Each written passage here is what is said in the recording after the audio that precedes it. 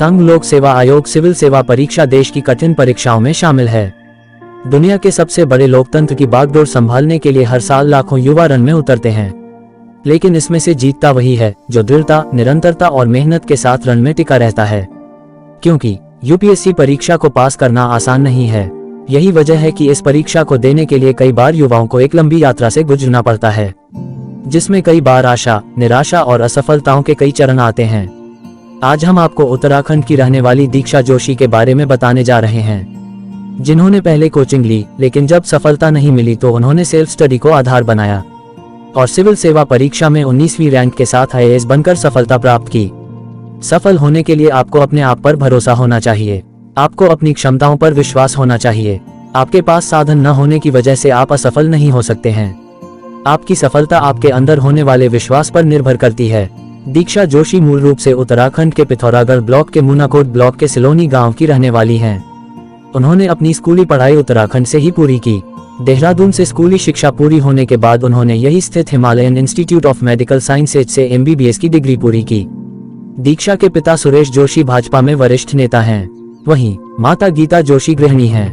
दीक्षा जब एमबीबीएस में इंटर्नशिप कर रही थी, तभी उन्होंने सिविल सेवा में जाने का मन बनाया। उन्होंने यही से तय किया था कि आगे चलकर आईएएस बनना है।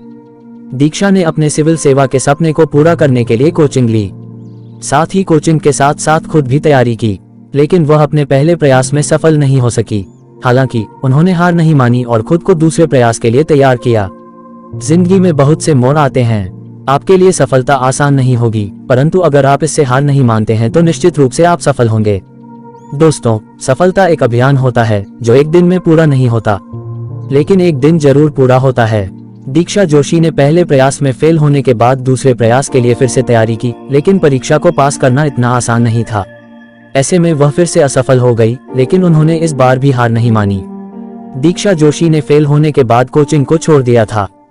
ऐसे में उन्होंने पूरी तरह से खुद पर फोकस किया। उन्होंने दिन में अपने पढ़ने का समय निर्धारित किया, साथ ही एनसीईआरटी की पाठ्य पुस्तकों के साथ कुछ पारंपरिक पुस्तकों को भी पढ़ना शुरू किया। उन्होंने अधिक पुस्तकें पढ़ने के बजाय सीमित पुस्तकें पढ़ी और बार बार उनका रिवीजन किया।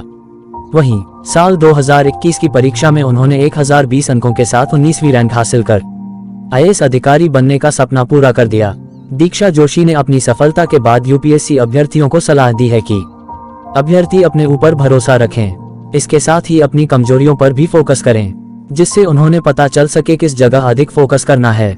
इन्होंने इस परीक्षा को लेकर बताया कि मुझे ये लगता है कि मुझे जो सफलता मिली है उसके पीछे मेरी सबसे बड़ी खासियत है कड़ी मेहनत। सचमुच कड़ी मेहनत का कोई विकल्प नहीं है। दोस्तों, कठिन मेहनत, परिश्रम और धैर्य के साथ इस परीक्षा में लगाया जाए तो सफलता हासिल करने में ज्यादा समय नहीं लगता है।